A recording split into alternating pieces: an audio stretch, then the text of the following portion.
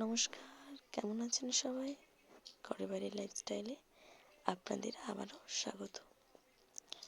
অনেক দিন পরই ব্লগ ছাড়ছি, কারণ কয়েকটা দিন ভীষণই ব্যস্ত ছিলাম। এই যে দেখছেন, সকালে এক ঝাঁক বানর চলে এসেছে আমাদের পাড়ায়। অন্যদিকে আজ আপনাদের সঙ্গে শেয়ার করতে চলেছি নতুন ছোট ছোট আলু দিয়ে আলুর দম।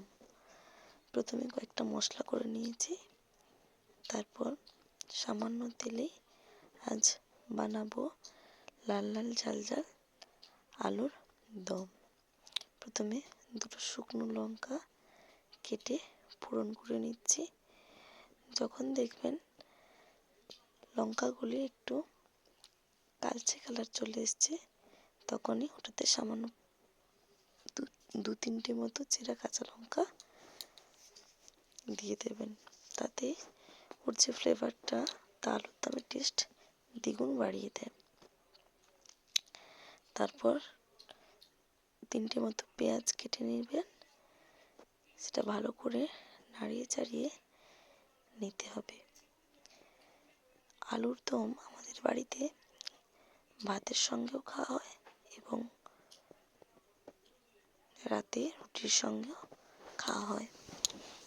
আজ বানাচ্ছি পেঁয়াজ রসুন আদা দিয়ে আলুর দমটা। আপনারাও একবার বাড়িতে রান্না করে দেখবেন, খুবই সুন্দর টেস্ট হয়। সামান্য পরিমাণে লঙ্কার গুঁড়ো দিচ্ছি, যেহেতু বাড়ির বাচ্চারাও খাবে। সঙ্গে দিয়ে দিলাম আদা রসুনের পেস্ট।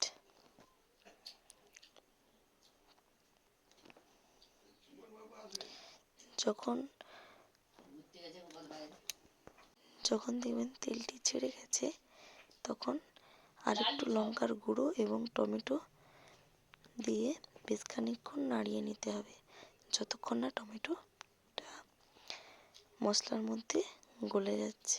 তারপর একটু সিল ধোয়া জলও আপনারা ইউজ করতে পারেন। রান্নাটা অল্প তেলেই করছি, কারণ বাচ্চারাও খাবে। এই যে কয়েকটা আলু, যেগুলো একটু ভালো করে আগেই নেড়ে রাখা হয়েছিল, ভেজে রাখা ছিল, ওগুলোই আমরা এই মশলার সঙ্গে বেশ খানিকক্ষণ কষিয়ে জল ঢেলে তৈরি আমাদের আলুর দম। সঙ্গে একতলা গরম গরম ভাত নিয়ে বেশ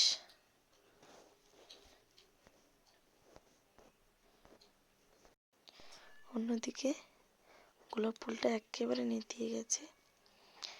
তারপর সন্ধে হয়ে যাওয়ার পরে সন্ধে দিলাম এবং একটু আমরা গীতা বই পড়ি, সেই গীতা বই পড়ে নিলাম। আর আপনারা যদি আমার চ্যানেল নতুন হয়ে থাকেন, অবশ্যই চ্যানেলটি সাবস্ক্রাইব করে নেবেন। আর আপনাদের ব্লগের কোন অংশটা ভালো লেগেছে তা অবশ্যই কমেন্টের সাহায্যে জানাবেন। আর আপনারা এই চ্যানেলে কোন রেসিপি দেখতে চান তা অবশ্যই কমেন্ট করবেন।